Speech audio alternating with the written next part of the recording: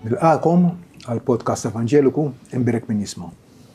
Dan hu t-tielet podcast minn 5 fejn jien John flimkien mal-mistidna tiegħi qed nittrattaw it-tieba is-salvazzjoni għalik. Flimkien miegħi llum għandi lil Pastor Paul Mizzi u lil Joseph Farrugia. Ikkonsidrajna r-realtà waħħaxija ta' dnub. Issa jmissna nagħmlu pass il qudiem. X'ix tipproponu? Qed nipproponi verità fundamentali oħra illi l-Bibbja taċċenna ħafna fuqha, il-fatt li hemm rimedju divin, mhux xi ħaġa ħanvintawha. Aħna imma Alla indaħal f'din il-qagħda miżera tagħna ta' aħna edewa tiegħu, ribellużi kontrih, Alla sab fl-erf tiegħu, sab rimedju biex jeħlisna mill-ġudizzju tiegħu li altrimenti konna nispiċċaw il-kol kemm aħna fl-infern. Rimedju permezz ta' ibnu Ġesu Kristu. Sewa, dan hu rimedju inkredibbli. X'juri dan dwar Alla? L-imħabba tiegħu. L-imħabba tiegħu li hija ċċelebrata ħafna fl-Iskrittura. Ġwanni fl-ittra tiegħu jgħid li f'dan l-imħabba Alla kienet murija fostna, li Alla bagħat l-uniku iben tiegħu fid-dinja sabiex ngħixu permezz tiegħu. Mela, mingħajru aħna mejtin spiritwalment. Bih aħna ngħixu. Min għandu l-iben għandu l-ħajja. Min m'għandux l-iben m'għandux il-ħajja. Kif ħansiju nafu aktar quddiem, l-liben nirċivuh permezz tal-fidi. Meta ħna nafdaw fih, meta ħna ndawru il-ħarsa ta' ruħna lejh. F'din hija l-imħabba jgħidilna Ġwanni. Mhux għax aħna ħabbejna l-Alla, imma x'hu ħabna. L-inizjattiva ġiet minn għandu. Hu ħabna u bagħat l-ibnu biex ikun il-propizjazzjoni għal dnubietna. Propizjazzjoni tfisser sakrifiċċju illi bih l-għada b'Alla, l-korla Alla fuqna minħabba dnubna issa hemm neħħija. Ġesu fuq is-salib, tajjeb, neħħa il-korla Alla minn fuqna biex minflok ngawdu b-bissima tiegħu. Eżatt jekk fil-podcast ta' qabel tkellimna fuq il-dnub, issa ħarġet ħafna qdusija Alla u l-ġustizzja Alla li Alla jġudika dnub tagħna hawnhekk żgur du niċċelebraw il-ħnina u l-imħabba u l-grazzja tiegħu filli għamel dak li aħna qatt ma stajna nagħmlu għalina nfusna, ċewa li nsalvaw lil nfusna mid-dnub. L-impossibbli għalina huwa possibbli għal Alla. U Alla fih nientu iva. Tagħna salvazzjoni illi jeħtieġ li inħadnuha bil-fidi. Ġifieri ir-rimedju ta' Alla għandu tal-inqas 3 aspetti profondament hekk meraviljużi. X'inhu l-ewwel aspett? Mela, l-ewwel nett il-rimedju divin huwa marbut ma' Kristu. L-attenzjoni ta' ruħna issa l-fok ta' ruħna irridu ndawruh fuq Kristu, mhux fuq nafusna, mhux fuq il-qaddisin, mhux fuq xi organizzazzjoni, fuq Kristu Ġesu li huwa l-bidu u t-tmiem tas-salvazzjoni kollha tagħna. Il-Kristjaneżmu ġon jridu mhux xi set ta' ideat jew filosofija partikolari. Bażikament huwa li inti qed tilqa' Salvatur. Salvatur adekwat li jotta għalik, li huwa totalment kwalifikat biex isalvak mid-dnub, jaħslek, inatfek u jippreżentak quddiem Alla għattis. Ġifieri is-salvazzjoni tagħna ma tinsabx fi denominazzjoni jew f'xi knisja partikolari, ma tinsab fl-iben Alla illi ħabna u ta' lilu nnifsu għalina. Ġifieri is-salvazzjoni jinsibuha fi Kristu, mhux fil-Knisja? Is-salvazzjoni tinsab kompletament fi Knisja, fi Kristu. Il-Knisja tikkonsisti minn dawk in-nies illi iva qed igawdu din is-salvazzjoni, din il-fidwa illi għalana Kristu b'demmu stess.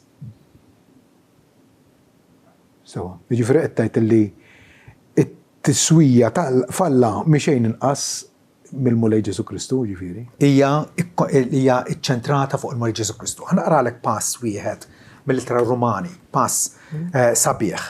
Fil-Rumani 5 vers 6 jgħid illi waqt li konna għadna dgħajfin, Kristu fi żmien propizju miet għall-empji.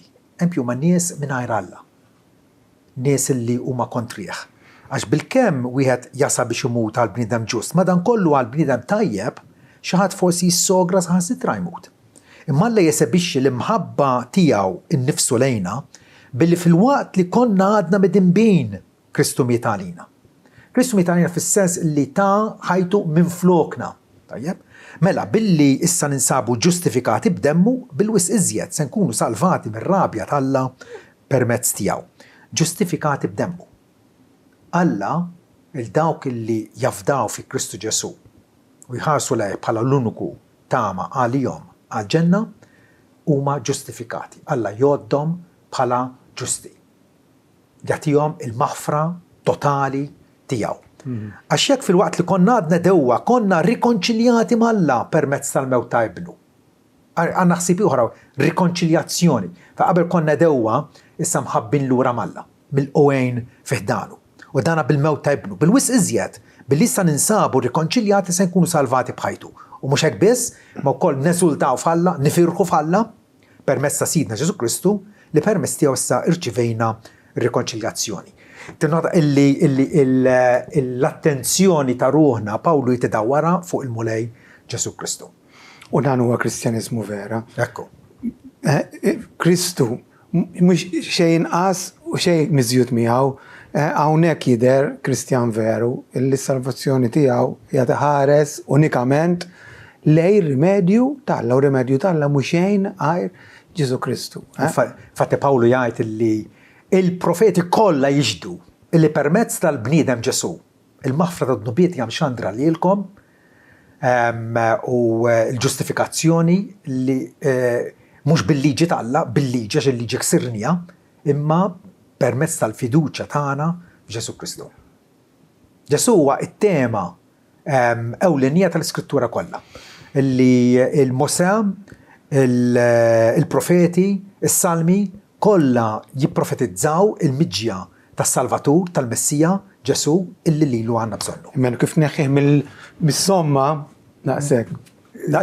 Ikollok soluzzjonijiet u rimedji oħrajn imma huma temporani u mhux b'saħħithom. Ma jgħoddux. Daqshekk. Kif neħħi l-Ġesu ddaħħal affarijiet oħrajn, persuni oħrajn, idejat oħrajn. Għandek problema. Ġifieri Ġesu Kristu ġie fid-dinja sar bniedem biex isalvana. Ġie biex isalvana fil-kredu ngħidu niżel mismewwi tal-inna l-bnedmin huwa s-salvazzjoni tagħna. Ġie minħabba fina. U stess jgħid li jiena ma ġejx biex nkun servut biex inservi. U nagħti ħajti bħala riskatt għal ħafna. Riskatt bl-Ingliż ransom u għal prezz imħallas, prezz dovut imma mħallas biex l-sir fil-kastana, il-sira ta' dnub, ninħelsu, niksbu l-libertà u kun nistgħu nservu lil Alla fil-ġustizzja. Fatt anke l-Apostlu Pietru f'waħda mill-pritki tiegħu jgħid illi m'hemmx salvazzjoni f'xi ħadd ieħor. Jaħseb ħafna nies ifittxu salvazzjoni f'Marija, fil-Qaddisin, fi knisja partikolari. M'hemmx salvazzjoni f'xi ħadd ieħor għax m'hemm ebda isem ieħor moti taħt is-sema li bih nistgħu nkunu salvati. Ħlief dak ta' Ġesu. Atti 4 vers 12. Anke Ġesu jgħid jien huwa triq, il-verità u l-ħajja. Ħadd ma jiġi għand il-Missier ħlief permezz tiegħi. Huwa il-medjatur uniku għal fit-teoloġija nsejħulu t-teantropos. Alla li sar bniedem. U allura huwa l-bejjien, huwa l-intermedjarju, huwa l-medjatur li jaqqat il-bniedem midneb ma' Alla qaddis. Dik hija l-qalba tal-Vanġelu li dwaru qegħdin nitkellmu. U dar ir-rimedju tal-Alla huwa ir-rimedju perfett. Nkunu qed noffenduh l-Alla meta nippruvaw inżidu miegħu, inbidluh għax għandek kapolavur. Sħiħ, komplut. Kif inti tibda tprova tnaqqas jew żid miegħu qed turi disrispett u diżunur kbir għal min għamlu. U l-rimedju tal-Alla huwa Ġesu Kristu waħdu.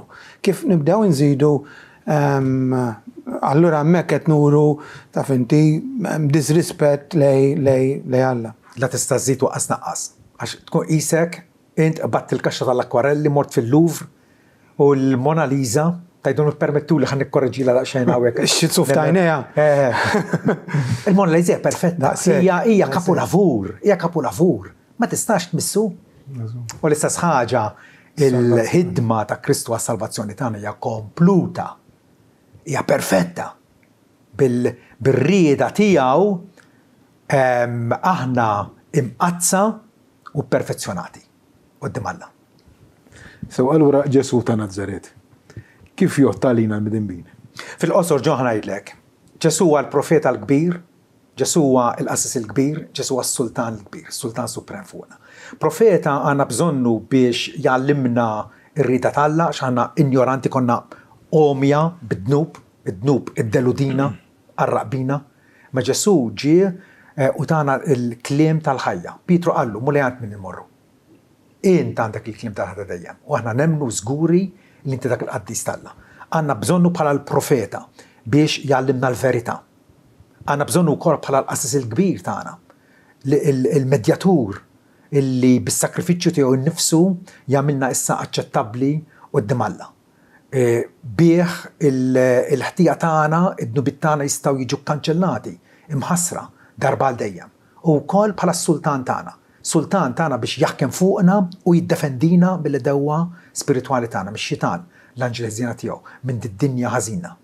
Huwa sultan illi fil-ħniena u l-omnipotenza tiegħu iħarisna sakemm wassalna fil-glorja eterna. X'għandna bżonn iktar? Eżatt. X'għandna bżonn iktar?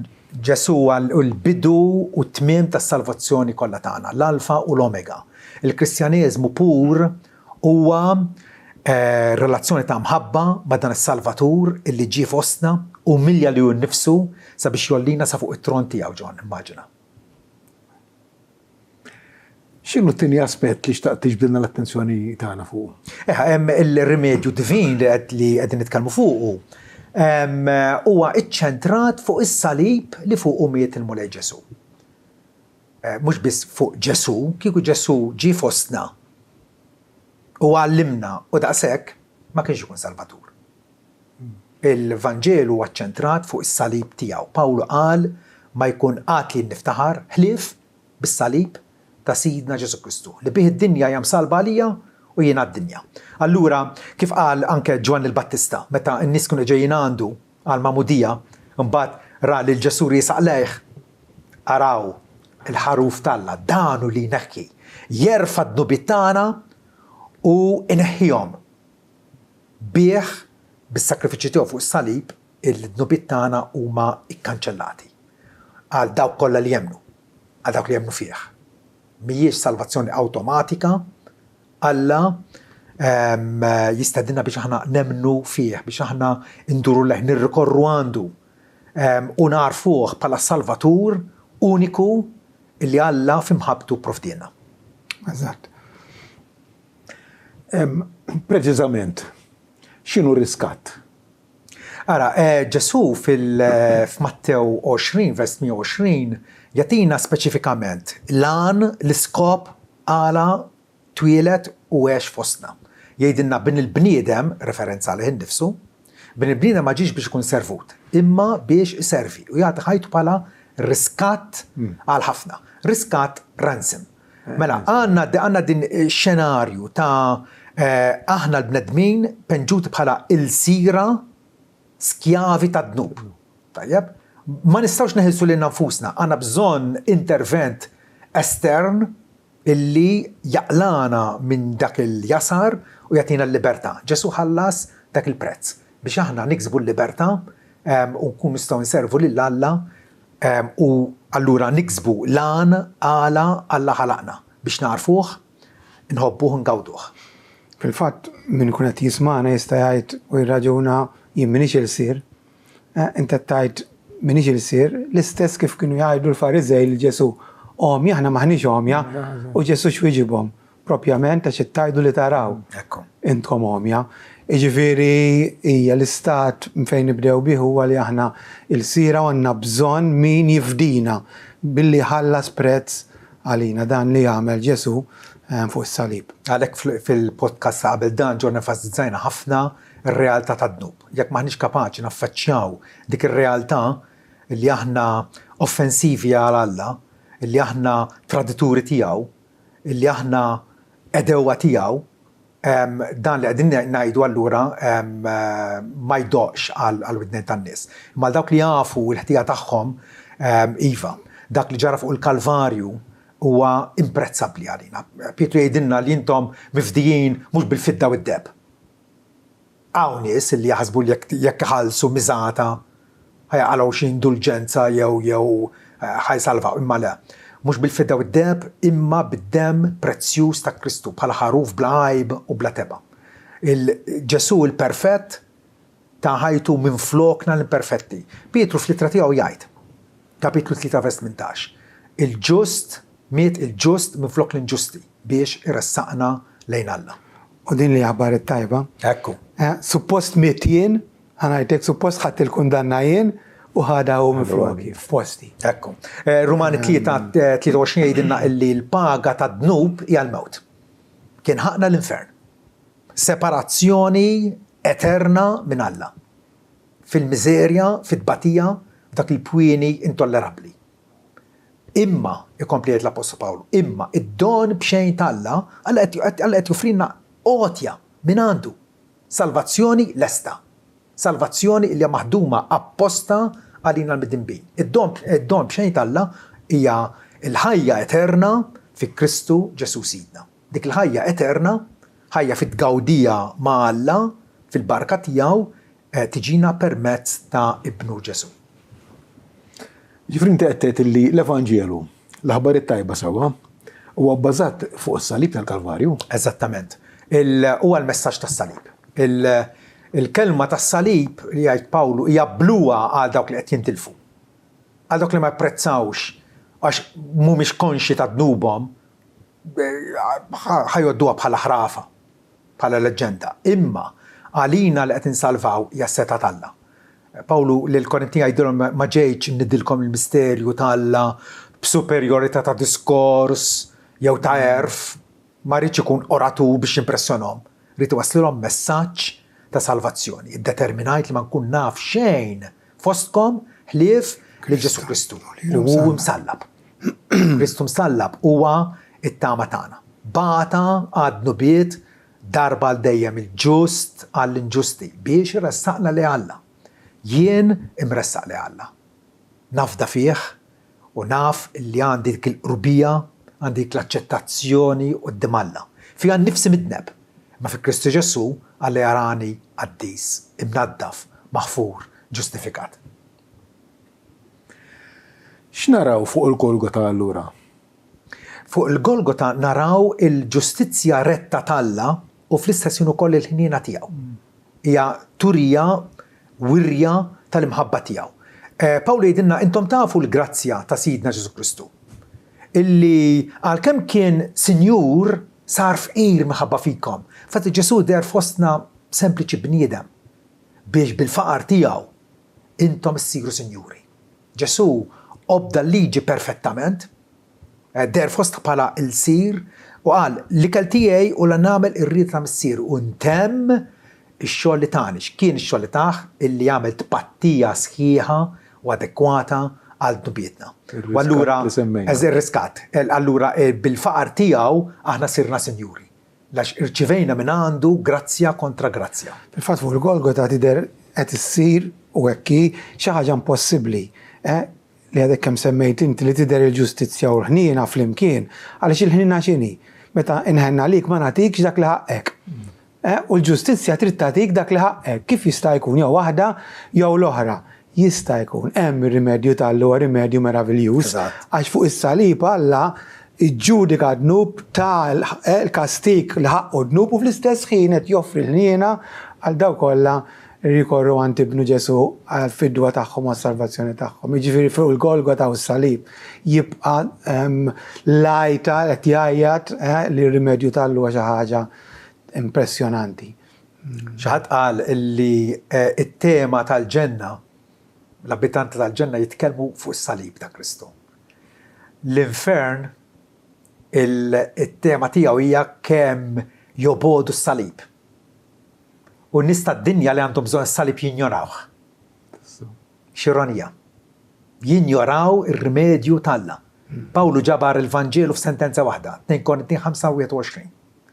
Il-dak li ma kienx jaf dnub, Ġesu, ma kienx jaf dnub, Alla għamlu dnub għalina biex aħna nsiru l-ġustizzja tal-Alla fih. Għamlu dnub għalina, Ġesu tabba bid-dubieta, kien maħdut ma' trasgressuri, kien maħdut ma' l-ħżiena, fatt issallab bejn żewġ ħallelin. Maħdut ikkonsidrat bħala mid-deb għax Alla tefa' fuqu il-ħtija tagħna l-koll. Iżajja jgħid fil-profezija tiegħu, kapitlu 53 tal-profezija tiegħu. Aħna l-koll bħal naċ intlifna, kulħadd sir għal triqtu, dak huwa d-dnub tagħna. Imma l-mulej tafa' fuq il-ħażen tagħna l-koll. Dik irridu naraw hemmhekk li Kristu imsallab kien qed iġorr il-ħtijiet tagħna tan-nies kollha. Imma Ġesu sewwa miet għax kien imġiel, miet traġikament bħala vittma jew kellha miet b'mod volontarju.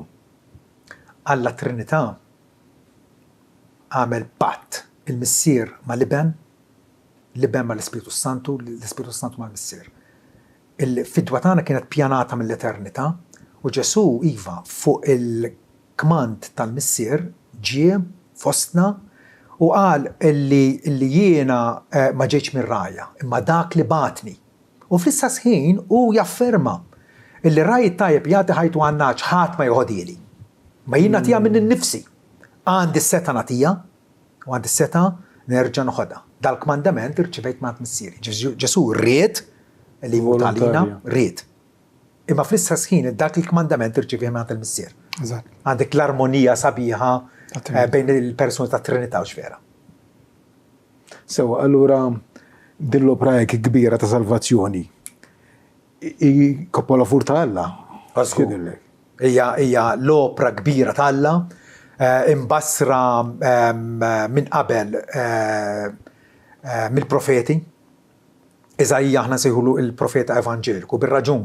Il-għal xjajt, żgurament l-għali tagħna qed titkellem dwar Ġesu għabek 700 sena qabel ma twila Ġesu. Iżajja qed jgħid. Żgurament l-għali tagħna u nnifsu refaw ġar id-dwejjaq tagħna. U frattant aħna nfusna stmajnieh bħala mill-qut, mid-drub minn Alla u afflitt. L-ispettaklu fuq il-Kalvarju kien hemm in-nies qed jirredikolawh, jgħajruh, inżenu fuq is-salib jekk int il-Messija, ħanemnu fik. Kien afflitt. Iżdu kien minfut minħabba trasgressjonijiet tagħna jgħidilna. Minħabba l-ħtijiet tagħna. Kien misħuq għall-inikwetajiet tagħna. Il-kastig għas-slim tagħna kien fuq. Aħna suppost Alla kastiga lilna, ma Ġesu għal-kastig fuq nnifsu. Bil-ġrieħi tiegħu intom kontum fejja. Il-koll kemm aħna bħal naġ żvijajna, kull wieħed sejra għal trietu, ma l-mulej tafa' fuqu il-ħażen tagħna l-koll. Din il-profezija l-Apostolu Pietru jikkwota fl-ittra tiegħu. Kapitlu 2 vers 24 fejn jgħid li hu nnifsu Ġesu nnifsu refa' dnubietna f'ġismu fuq l-għowda tas-salib biex aħna mejtin għal dnubietna ngħixu għall-ġustizzja. Bil-ġrieħi tiegħu intom kontum fejqa. Għax konna bħal naġ mitlufa, kulħadd sejra għal trietu, imma l-mulej tafa' fuq il-ħażen tagħna l-koll. Il-Ġesu huwa s-sostitut tagħna. Is-sostitut ħa postna fuq is-salib. Il-kastik li suppost irċivejna aħna, Ġesu batih fuq is-salib. Insibu xi żiltiet fil-Bibja li hekk jiġbru l-Vanġelu fil-qosor biex forsi nifhmu aħjar.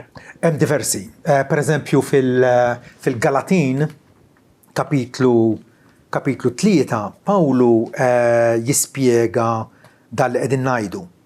Jgħid illi dawk kollha li huma mill-opri tal-liġi jinsabu taħt is-saħta. Għax hu miktub misħut, kull min ma jibqax iżomm sħiħ ma' kull ħaġa tal-liġi biex josserva. Dak li tkellimna fuq fil-podcast ta' qabel, il-realtà ta' dnub. Inutli tipprova tillapazzanti, inutli tipprova tirremedja inti għax ma tistaqat tagħmel riparazzjoni jew tpattija għal dubitek stess. Lanqas in-nies fl-infern għalhekk huwa għall-eternità. Qatt ma tista' tinneutralizza il-ħtijiet tiegħek quddiem Alla. Għax inti dnibt kontra Alla li huwa infinit fil-qdusija tiegħu. Infinit. U għalhekk dawk li huma mill-logħbi tal-liġi li jaħsbu jew jassumu li ħajobdu l-liġi tal-Alla b'daqshekk ħajsalvaw huma taħt is-saħta jgħid. Għax il-liġi jew tobdija kompletament, perfettament, mit-nissil tiegħek fil-ġuf. Sakemm tieħu l-aħħar nifs, jew altrimenti il-liġi takkużak bħala binteb u ħadd quddiem Alla. Issa jidher ċar kompli jgħidilna illi ħadd mhu ġustifikat quddiem Alla bil-liġi. Ħadd. Dina waħda mill-miti maġġur li tkellimna dwarhom John. Illi jekk jiena nipprova nagħmel it-tajjeb għax m'għandux jilqani Alla. Imma Pawl qed jgħidilna hawnhekk jidher ċar illi ħadd Alla ma jgħod bħala ġust lil ħadd li qed jippruvaw bil-mġiba tagħhom jirrekmandaw li nfushom quddiem Alla.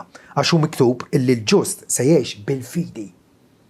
Il-ġust se jgħix bil-fidi, bil-fiduċja tiegħu fis-Salvatur provdut, Ġesu Kristu. Imma l-liġi kompli jgħidilna mhix ġejja mill-fidi, għal kontrarju min jagħmilhom se jgħix bihom.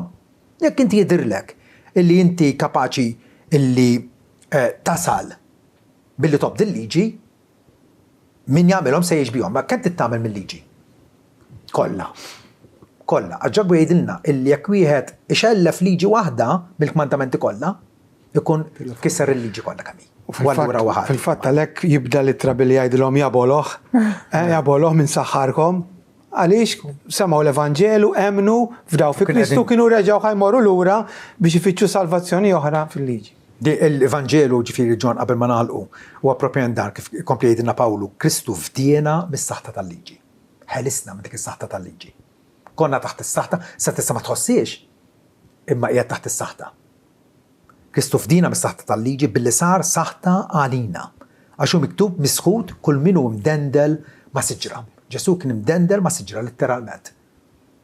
U allura is-saħta li kienet fuqna ġiet trasferita għal fuq. Biex bekk aħna nirtu il-barka tal-Alla. Sabiex fi Kristu Ġesu l-barka ta' Abraham Alla kien qallu l-Abraham illi bnislu se jitbir kull ġnus kollha tal-art. Il-barka ta' Abraham tiġi għand il-ġentili biex nirċievu l-Ispiritu mwiegħed permezz tal-fidu. Ġesu allura huwa s-sors u għalajn tas-salvazzjoni kollha tagħna, tal-ħajja eterna tagħna, tal-fidwa tagħna, tar-rikonċiljazzjoni tagħna mħabbin mal-Alla permezz tiegħu, tal-adozzjoni tagħna, l-fatt li aħna minn nies barranin, frustieri għal Alla, issa mhux biss daħħalna fis-saltna tiegħu imma wkoll tagħna l-jett li nsejħu u li Alla. Da kollu huwa frott tal-tpattija li Kristu wettaq fuq is-salib darba għal dejjem. Għandkom xi kummenti tal-aħħar? Ija biex nirċievu r-rimedju tal-Alla, kif tajt biex tirċievi xi ħaġa f'idejk l-ewwel trid tneħħi dak li għandek. Irridu nwarbu kull rimedju ieħor li vvintajna aħna u l-qalunna bih u nirċievu r-rimedju ta' Ekku, u kol nżid nfakkar fl-istedina grazzjuża ta' Sidna Ġesu. Meta lilna jgħidilna ejja għandi intom il-koll li intom imtaqlin u mobbin ħafna. Aħna nħossu l-pis ta' dnub. Ġesu qed jgħidilna ejja għandi. U jien inserraħkom. Ħudu l-madma tiegħi fuqkom u tagħmlu minni għax jiena manswed u mli f'qalbi. U intom sibu is-serħan għarrukom. Il-weda ta' Ġesu jekk aħna nilqawha ċertament se tkun il-bidu l-introduzzjoni ta' ħajja mimlija, ħajja ta' sinifikat, ħajja paċi mal-Alla. Nirringrazzjakom, nirringrazzja lilkom ukoll li segwejtu dan il-podcast illum, imbirek min jisma', nittama li kien ta' interess għalikom. Nfakkarkom illi qegħdin nofru dan il-ktejjeb b'xejn. Kull ma tridu tagħmlu tibagħtu SMS u bl-isem u l-indirizz tagħkom. Nirringrazzjakom.